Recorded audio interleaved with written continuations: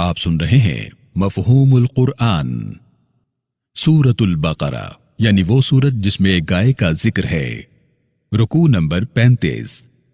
أَلَمْ تَرَ إِلَى الَّذِي حَاجَّ إِبْرَاهِيمَ فِي رَبِّهِ أَنْ آتَاهُ اللَّهُ الْمُلْكَ إِذْ قَالَ إِبْرَاهِيمُ رَبِّيَ الَّذِي يُحْيِي وَيُمِيتُ قَالَ أَنَا أُحْيِي وَأُمِيتُ قال إبراهيم فإن الله يأتي بالشمس من المشرق فأت بها من المغرب فبهت الذي كفر والله لا يهدي القوم الظالمين۔ میرے رسول، کیا آپ نے نمرود کو نہیں دیکھا جسے بادشاہت دی تو اس نے ابراہیم سے میرے بارے میں جھگڑا کیا؟ اس کا سارا غرور اس کی بادشاہت کی وجہ سے تھا جو اسے میں نے عطا کی۔ ابراہیم نے نمرود سے کہا، میرا رب وہ ہے جو زندگی بخشتا ہے اور موت دیتا ہے۔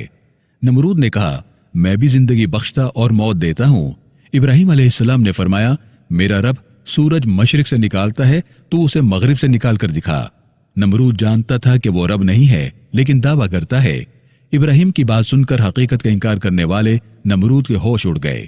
اس کی جھوٹی خدائی کا دعویٰ سب کے سامنے ہوا میں اڑ گیا۔ میں ظلم کرنے والوں کو سزا دیتے ہوئے ہدایت کا راستہ نہیں دکھاتا۔ وضاحت: اللہ کے نبی ابراہیم علیہ السلام کے زمانے میں بابل پر نمرود کی حکومت تھی۔ اس زمانے میں لوگ بتوں کی عبادت کرتے تھے، یہاں تک کہ اللہ کے نبی ابراہیم علیہ السلام کا چچا آزر بھی بتوں کی عبادت کرتا تھا۔ نمرود اپنے خدا ہونے کا دعویٰ کرتا تھا۔ ابراہیم علیہ السلام نے نمرود سے سوال پوچھ کر اس کی حقیقت سب کے سامنے کھول کر رکھ دی۔ ابراہیم علیہ السلام اللہ کی دی ہوئی سمجھ عقل سے یہ باتیں کر رہے تھے۔ او كالذي مر على قرية وهي خاوية على عروشها قال أنا يحيي هذه الله بعد موتها فأماته الله 100 عام ثم بعثه قال كم لبثت قال لبثت يوما أو بعض يوم قال بل لبثت 100 عام فانظر إلى طعامك وشرابك لم يتسنه وانظر إلى حمارك ولنجعلك آية للناس وانظر إلى العظام كيف ننشزها ثم نكسوها لحما فلما تبين له قال أعلم أن الله على كل شيء قدير۔ آپ نے اللہ کے نبی عزیر کو نہیں دیکھا جو بیت المقدس کے قریب سے گزرے جو اس وقت تباہ ہو چکا تھا؟ عزیر نے پوچھا، اس کائنات کے مالک، اتنی ویرانی، تباہی، بربادی اور المناک موت کے بعد یہ شہر کیسے آباد ہوگا؟ میں نے عزیر کو 100 سال تک موت دے کر دوبارہ زندہ کیا اور پوچھا، عزیر تم کتنا عرصہ یہاں ٹھہرے ہو؟ عزیر نے کہا، 1 دن یا اس سے بھی کچھ کم یہاں ٹھہرا ہوں۔ میں نے عزیر کو بتایا، تم یہاں 100 سال ٹھہرے ہو، تم اپنے کھانے اور پانی کو دیکھو، ہماری قدرت سے وہ باسی ہوا نہ بدبودار۔ اپنے گدھے کو دیکھو جو اتنے عرصے میں گل سڑ گیا اور اس کی صرف ہڈیاں باقی ہیں۔ ہم تمہیں لوگوں کے لیے قدرت کی نشانیوں کو گواہ بنانا چاہتے ہیں، اس لیے دیکھو ہم تمہارے گدھے کی ہڈیوں پر کیسے گوشت چڑھاتے ہیں۔ میری قدرت دیکھ لینے کے بعد عزیر نے کہا، میں خوب جانتا ہوں کہ میرا رب جو چاہے کر سکتا ہے۔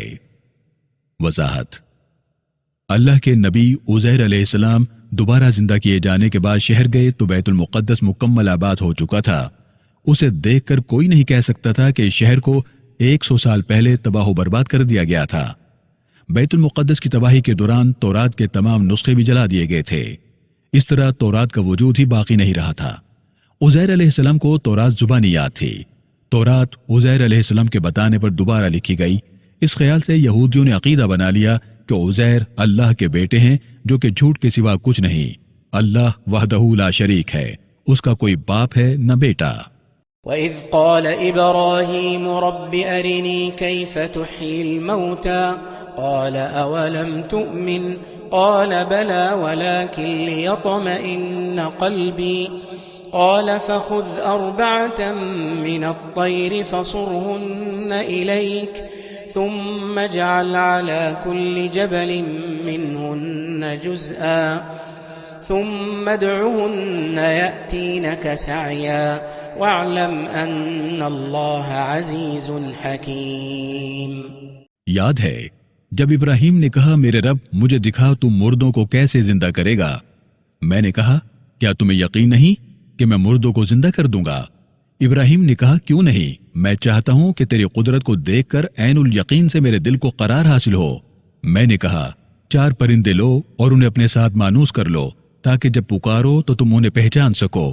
جب ان پرندوں کو مانوس کر چکو تو انہیں ذبح کرو، ان کے ٹکڑے مختلف پہاڑوں پر رکھ دو، پھر انہیں آواز دو تو دیکھنا وہ دوڑتے ہوئے تمہارے پاس چلے آئیں گے۔ یہ بات اچھی طرح سمجھ لو کہ میں عزت والا اور حکمت والا ہوں۔ وضاحت: اللہ کے نبی ابراہیم علیہ السلام نے سمندر کے کنارے ایک مردار گدھے کو دیکھا۔ آپ نے دیکھا کہ پرندے، خشکی اور پانی کے جانور اس گدھے کو مختلف وقتوں میں کھاتے ہیں۔ گدھے کے جسم کے کچھ ٹکڑے زمین اور پانی میں بھی گرتے اور کچھ کھا لیے جاتے ہیں، تو انہوں نے اللہ سے اس خواہش کا اظہار کیا کہ وہ مردوں کو زندہ ہوتا دیکھنا چاہتے ہیں۔ خیال کیا جاتا ہے کہ وہ پرندے مرغ، مور، کبوتر اور کوا تھے۔ آگہی: یہاں سورۃ البقرہ کا 35واں رکوع مکمل ہو گیا ہے۔ اس رکوع میں 3 آیات بینات ہیں۔ اب ہم اس رکوع میں آنے والے نئے الفاظ اور اصطلاحات کو سمجھنے کی کوشش کرتے ہیں۔ عین الیقین: کسی چیز کو اپنی آنکھوں سے دیکھ لینے کے بعد یقین کو عین الیقین کہا جاتا ہے۔ اسے آپ آنکھوں دیکھا بھی کہہ سکتے ہیں۔ جب انسان کسی چیز کو اپنی آنکھوں سے دیکھ لے تو بتائی گئی حقیقت پر یقین مزید مضبوط ہو جاتا ہے۔